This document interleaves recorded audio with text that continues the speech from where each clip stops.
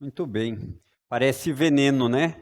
Quem está acompanhando aí sabe que a gente tenta colocar uma imagenzinho, mas a ideia é essa mesmo, né? Que a doutrina do pecado, ela do começo ao fim é um veneno, mas um veneno que precisa ser conhecido, para que você possa ter as devidas atenções. Então, queridos, mais uma vez vamos começar uma doutrina nova. A ideia aqui é nós seguirmos um esquema a respeito da doutrina chamada hamartiologia. Esse nome esquisito aí é para falar a respeito da doutrina do pecado. E os temas que nós vamos tratar aqui nas próximas semanas. O significado do pecado, o que quer dizer? Né? Porque muitas vezes a gente tem alguma dificuldade com relação a isso. Depois, os aspectos a respeito do pecado, como ele abrange, né? A ideia de como ele participa na vida da humanidade. Depois vamos falar do alcance do pecado. O pecado ele atingiu o quê? Só os homens? Ele atingiu também a criação? Ele atingiu também os céus? Vamos falar a respeito disso. Depois vamos falar a respeito da origem do pecado. Falamos um pouquinho de antropologia, da origem do ser humano, em alguma medida passeamos aqui na ideia da origem do pecado, né? Então vamos ver a respeito disso. Depois vamos partir para uma parte um pouco mais prática a respeito da origem do pecado. E queridos, nenhum deles depende do outro a ponto de você não puder vir numa quarta, perder completamente o estudo, mas eles são entrelaçados. Então, você pegar os resultados da queda, talvez se você não pegou o ensino anterior da origem do pecado, você perde um pouco da plenitude, né? Depois vamos falar a respeito dessa doutrina aqui, que não é muito bem vista pela palavra, né? A depravação total. Então, aprender a respeito disso na humanidade. Depois vamos falar a respeito de algo que também é mal compreendido nessa doutrina sobre o pecado e o livre-arbítrio. Afinal, temos livre-arbítrio ou não temos? O que é livre-arbítrio? Então, se você ficou curioso aí, eu acho que em umas 10 aulas nós vamos chegar lá. Depois vamos falar a respeito de uma linha mais prática sobre o crente e o pecado. Como nós cristãos deveríamos lidar com a ideia do que é o pecado a partir de tudo que vimos. E por fim, como sempre fazemos, vão ter aquelas poções aí de veneno, aquelas doses de coisas que muitas vezes vão ser vendidas como não sendo tão problemáticas assim. Certo? Então, vamos dar continuidade aqui. Hoje nós vamos ficar mais numa linha introdutória, nem entraremos no significado do pecado. Então, para você entender, a ideia dessa palavrinha hamartiologia, ela vem da junção de duas palavrinhas em grego. Hamartia, que é o equivalente a erro, falha, ou até mesmo a palavra da ideia pecado, e depois mais a palavrinha logos, que vai dar a ideia de estudo. Então, juntando as duas, fica a hamartiologia, que seria uma doutrina que estuda o pecado e as suas consequências, certo? Então, isso é importante que você saiba. Ela vai abranger tudo isso que a gente falou, certo? Então, quando falamos aqui de pecado, é importante falar de uma introdução, né? Entender um pouquinho disso. E essa palavrinha chamada pecado, ela tem caído em desuso hoje nos nossos dias, não tem? Se você for pensar a respeito disso, você vai ver que ela não tem o mesmo sentido profundo bíblico, e isso não quer dizer que não resbale no sentido, porque nós vimos lá que a tradução de hamartia é erro. Então, de certa forma, todo erro é um tipo de pecado. Então, poderíamos dizer isso. Mas quando falamos biblicamente, nós queremos entender o que a Bíblia fala a respeito do pecado. O que é o pecado? Eu estava vendo um pouquinho acho que era das Olimpíadas, acho que era com a menina aquela, Raíssa? Larissa? Raíssa, né?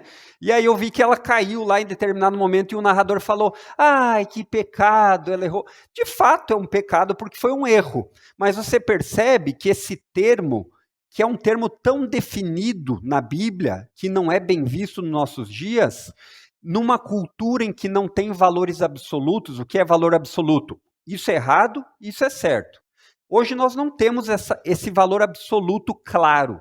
As pessoas elas acabam fazendo com isso algo que nós vamos escutar palavras ao invés da ideia do que a Bíblia traz como pecado, como foi uma escolha inapropriada, ou então isso é falta de educação. Então você vê a pessoa sendo extremamente maldosa, malcriada, ou então com os pais do filho, você diz, é apenas um problema de educação, né?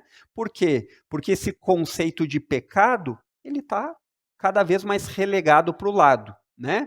E o importante que a gente aprenda e saiba é que a Bíblia, ela tem muito a dizer sobre o pecado, sobre o conceito do que é pecado.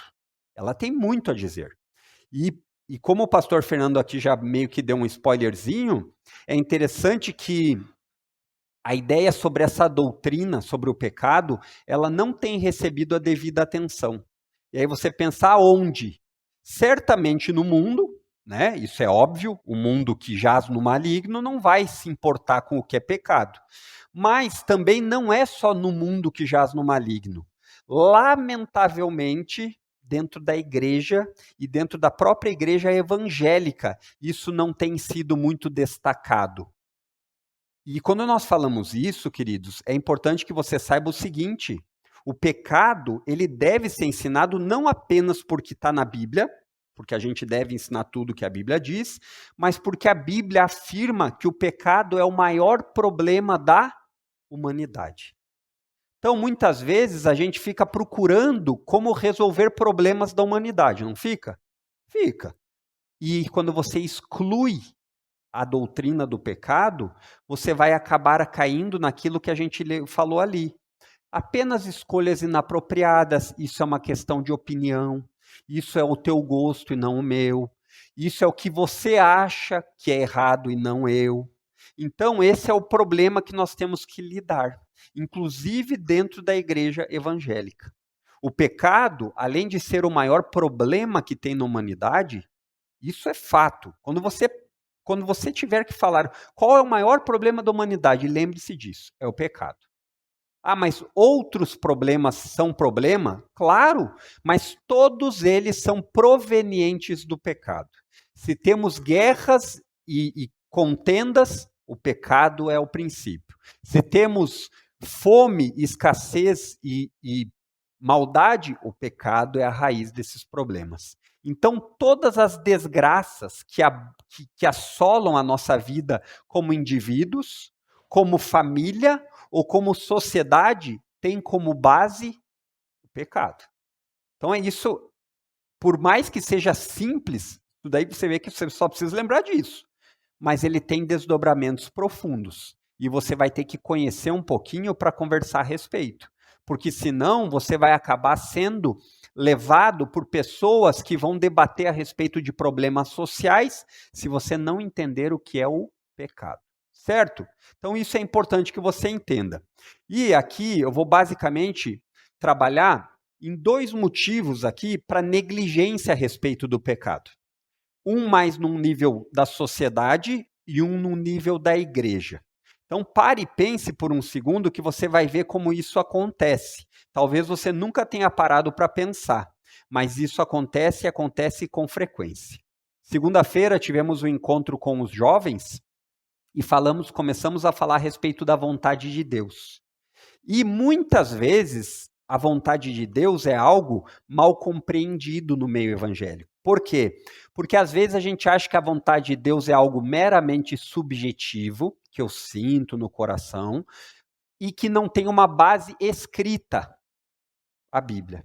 Então, nesse interim de achar que a vontade de Deus pode ser conhecida de qualquer jeito, os evangélicos caem em muitos erros. Por exemplo, uma das coisas que a gente falou lá é que as pessoas muitas vezes dizem assim: qual é uma das formas de saber se você está fazendo a vontade de Deus? E você responde assim: eu me sinto em paz. Você já pensou isso? Você já deve ter escutado isso. Pessoas que dizem assim: mas eu não estou achando que eu fiz algo que é pecado, porque eu estou em paz. Então eu quero lembrar a vocês um exemplo bíblico de um homem chamado Jonas. Ele estava na parte de baixo do navio em paz, desobedecendo diretamente a Deus, em pecado, E ele não teve problema de estar em paz. Então, deixa eu lhe alertar que muitas vezes com o pecado acontece a mesma coisa. Não é porque você está em paz a respeito de alguma ocasião ou circunstância que você não esteja pecando. Estar em paz com uma mente cauterizada não diz respeito a agradar a Deus e nem fazer a sua vontade. Esse é o caso de Jonas. Então, Jonas estava num pecado direto, desobedecendo a Deus, mas estava em paz. Então, não guie a sua vida com relação ao que é ou não pecado por meio de você estar em paz consigo mesmo. Porque a gente rapidamente fica em paz com aquilo que a gente quer colocar debaixo do tapete, certo? Então, motivos para negligência. O primeiro motivo é o secularismo. O que quer dizer isso? É a ideia de que as pessoas que não levam a Bíblia e Deus em consideração tendem a explicar toda má conduta, toda atitude errada, todo pecado com base em noções pseudocientíficas. Por que eu falo pseudocientíficas? Porque eles não têm a base concreta de todo o panorama. Então, eles usam a ideia da ciência e eles vão dizer, olha, o problema da sua criança, que ela é mal educada, é que ela é hiperativa. Já escutou isso? Então, você não tem que ensiná-la a respeito do que é pecado. O que você precisa começar a fazer é dar Ritalina para ela. Por quê? Porque essas pessoas, elas tiram a noção de pecado. Eu não estou dizendo que não existem desdobramentos da alma como coisas desse tipo. Mas o que eu estou dizendo é que você precisa lembrar sempre qual é a raiz de todos os males. Certo? Lembre disso. Então, o secularismo, essas pessoas que não levam a Bíblia em consideração, e muito menos o pecado, eles vão falar que todo tipo de doença, distúrbios psíquicos ou sociais, o que é um distúrbio social? O rico cada vez tem mais e o pobre cada vez tem menos. Então, o rico, ele não quer ajudar o pobre. Qual é o problema disso? Pecado. Essa é a base. Ou então, noções do tipo assim, ele é ladrão e tudo mais, porque o meio que ele vive tornou ele assim. Isso pode acontecer? Ajuda, influencia. Claro que sim. Uma pessoa, de repente, que não teve pai e mãe, na base familiar, que morou no meio de bandidos, é natural que ele seja influenciado. Mas qual é o problema principal? A raiz de todos os males é o pecado. Lembrem disso. Então, essas pessoas que trabalham com essa perspectiva secularista, elas tiram o pecado da jogada. E você não pode abraçar isso. Não abrace isso. O crente, ele não pode abraçar essa ideia de que os problemas dos seres humanos são apenas hormonais. É o que eu falo lá em casa para minhas... Agora são 4 mulheres, né? A mais pequenininha eu ainda não consigo falar, mas ela logo vai chegar lá. É claro que em período menstrual os hormônios da mulher estão assim. Eu sei disso. Não sou mulher, mas eu sei. Mas isso não é desculpa para pecar. É claro que existe mais sensibilidade nisso. Maridos, fiquem atentos. Chocolate sempre em casa. Mas o ponto é, isso não é desculpa. Assim como não é desculpa para o nosso filho que é mal criado, assim como não é desculpa para nós em uma situação tal, no trabalho ou coisa do tipo, entendeu? Eu não estou dizendo que não existem circunstâncias que contribuem, mas o que eu quero que fique gravado na sua mente é que o pecado é a raiz de todos os males sociais, todos. E aí eles se desdobram em várias características. Estava lendo a respeito disso um livro de Martyn Lloyd-Jones, Por que Deus permite a guerra? E aí ele desenvolve isso no período da Segunda Guerra Mundial. E ele fala a respeito disso, que os seres humanos, eles ficam como se a guerra, com todas as suas terríveis consequências, fosse todo o problema que há. E ele diz, a guerra é uma consequência do pecado. Então o problema não é a guerra em si, embora ela seja terrível e traga desdobramentos nefastos, mas o problema é a raiz do mal que leva à guerra. Percebeu? Então, essa é o primeiro motivo para negligência para se falar a respeito de pecado. Por quê? Porque se você falar e admitir a respeito de pecado, você tem que admitir que você está numa situação que você tem que tomar alguma atitude. Eu me lembro até numa conversa com algumas pessoas, que uma vez uma dessas pessoas disse, eu não vou começar a ir na igreja, porque eu sei que se eu for na igreja eu vou ter que mudar. Embora estivesse raso esse pensamento dela, era essa ideia aqui. Eu sei que eu vou descobrir o que é pecado, e eu vou ter que dizer assim, bom, estou indo lá, vou ter que ter uma atitude, né? Claro que é muito mais profundo que isso, porque como o pastor Fernando falou, a obrigação dos pastores e nós como crentes é sermos noticiadores, falarmos da notícia. E o convencimento sobre o pecado é Deus que dá. Por isso que nós vemos muitas vezes igrejas evangélicas lotadas, mas pessoas que não têm um pingo de nem de tristeza e muito menos de nojo a respeito do pecado. Por quê? Porque esse convencimento vem de Deus. Certo? Então, o segundo motivo, ele é mais dentro da igreja. É algo que é chamado de utilitarismo. O que é o utilitarismo? O utilitarismo é uma ideia de pensamento que você faz coisas para que deem certo. Isso é muito utilizado em empresas. Então, você faz um tipo de marketing com um objetivo a ser alcançado. E sempre esse objetivo ser alcançado é trazer mais clientes, certo? Então, qual é o problema quando isso também é inserido nas igrejas? As igrejas, elas começam porque elas querem crescer e não há problema em crescimento. Nenhum. O problema é crescer a qualquer custo. Esse é o problema.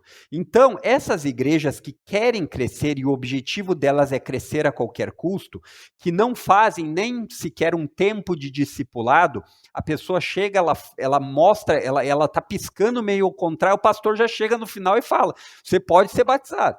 Né? Ele fica atento, vê quem que está um pouco mais prestando atenção, ou então, quando ele vê que existe alguma pessoa de um certo nível de influência.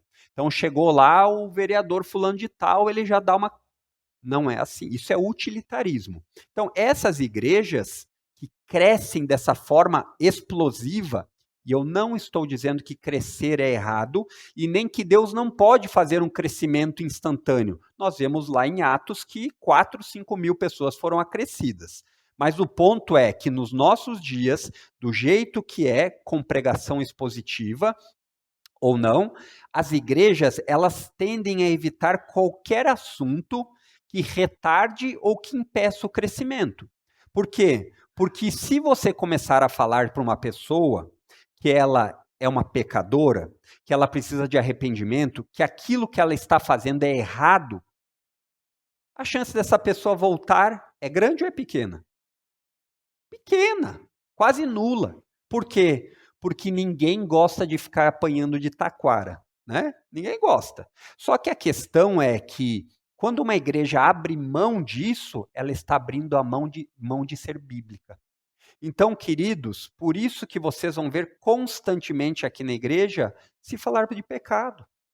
Eu prefiro que você talvez torça o nariz num primeiro momento e que Deus, o Espírito Santo, lhe convença do seu pecado, do que você ficar dizendo assim, tá tudo bem comigo. Sabe aonde é o maior problema dos crentes? Na cosmovisão. Nós somos pessoas que continuamos fazendo listas de regras e quando algo nos dá prazer, nós damos uma ajeitadinha para que aquilo nem venha à nossa mente se é ou não pecado. Isso é o que nós trabalhamos segunda-feira a respeito da vontade de Deus com os jovens. Por quê? Porque quando você conhece a Bíblia, você tem a capacidade de distinguir biblicamente se algo é pecado ou não. Aí o próximo passo isso é claro que não agrada a Deus, mas eu vou me submeter à Bíblia e fazer a vontade de Deus, que nesse sentido é obedecer ao que Deus deixa escrito, ou eu vou continuar fazendo como meus desejos falam? Esse é o ponto. Então, uma igreja que não tem preocupação bíblica, ela tira o pecado do repertório. Né? A nossa igreja, ela tem ainda um benefício a mais, que os irmãos nunca vão poder dizer assim, foi uma indireta para mim, porque a pregação expositiva, ela não escolhe dia.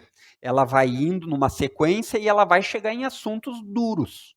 Mas ela não trata daquilo num determinado dia. Então, embora isso não seja errado, o pastor escolher um texto para pregar ou coisa do tipo, não vejo nenhum problema, o modelo expositivo, ele dá um filtro para os líderes não terem nenhum tipo de vontade de dar um recadinho para o que está sentado. Porque às vezes acontece, né? Pastores são humanos, eles pode acontecer isso. Então a pregação expositiva protege dessa forma. Agora, isso não quer dizer que você não vai escutar repreensões sobre o pecado. E meu maior desejo é que você se entristeça com o seu pecado. Nós ainda pecamos do lado de cá. Mas o meu medo é que o pecado, muitas vezes, ele não tem gosto amargo. Muitas vezes o pecado, ele é tratado como um bichinho de estimação de bolso. Então você tem aqueles pecadões, que aqueles você não faz mais, mas você tem vários pecadinhos guardados no bolso que você não acha que são grandes problemas. Você vai com frequência ser alertado. Tire o seu bichinho de estimação do bolso, que ele vai lhe matar. Certo? Então, esses são os dois motivos principais de negligência. Na sociedade, a ideia de que o pecado ele deve ser tirado de circulação. Você deve lembrar da nossa aula anterior, ou da nossa doutrina anterior, que ela tinha um ponto de contato com o mundo, no qual nós deveríamos usar de ponte, né, da antropologia, lembra? Por quê? Porque é uma coisa que a antropologia, ela é algo que a sociedade fala a respeito. O que é o homem? Do que o homem é constituído? Mas a hamartiologia, a sociedade não quer chegar nem perto. Nem perto. Então, essa é uma doutrina que você vai ter que fazer como o apóstolo Paulo fala, colocar a armadura da fé. Você vai ter que tanto ter coragem, quanto ter conhecimento. E o meu desejo é que comece em você. Os puritanos, eles tinham muito apreço pelo pecado, não porque eles gostavam do pecado. Você vai ver muitas citações dos puritanos falando a respeito da tristeza e da vileza que eles viam no próprio pecado. Então eles estavam todo dia tentando glorificar a Deus melhor. Olha essa citação aqui do começo do livrinho aqui da Hamartiologia, de Jonathan Edwards. Ele diz assim, ó: frequentemente eu tenho tido percepções muito profundas da minha própria pecaminosidade e vileza. E muitas vezes isso me faz chorar amargamente. Quando olho o meu coração e vejo ainda a minha iniquidade, ela se parece como um abismo infinitamente mais profundo que o inferno. Um homem que foi salvo, mas que refletia com frequência no que é o pecado. Então, eu penso que essa é uma doutrina que ela é negligenciada em grande parte porque ela afasta as pessoas, e em grande parte porque ela diz que você não é tão bom como você pensa. Então, queridos, não negligencie isso, certo? Então, chegando ao final aqui, na nossa conclusão, a Bíblia, ela contraria todas essas ideias que nós falamos a respeito do secularismo e do utilitarismo. Ela nem diz que o pecado deve ser tirado de circulação, pelo contrário, ele deve ser sempre o fundamento do problema da humanidade, inclusive na política, tanto pública quanto social, porque quando você parte do problema, da raiz do problema, você consegue ter soluções. Mas também a Bíblia fala com clareza que uma igreja saudável não deve ter medo de afugentar lobos e de deixar as portas abertas para aqueles que não se submetem à Bíblia. Isso é importante. Então não pense que é falta de amor. Pelo contrário, pense sempre como um pai zeloso que cuida dos seus filhos e por isso ele corrige. Essa deveria ser a nossa perspectiva a respeito do pecado entre nós e na sociedade. Pais deveriam ter um cuidado redobrado com os filhos a respeito disso. Por quê? Porque se você que é mais velho, já passou por coisas na vida, é com frequência enganado, imagine seu filho que está apenas engatinhando nessa caminhada chamada vida. Então, a Bíblia contraria essas ideias, secularismo e utilitarismo. E ela fala bastante sobre o pecado de tal modo que é clara. É clara para você ter definição do que é pecado. É clara para você ver os aspectos do pecado. E entender isso, queridos, é vital.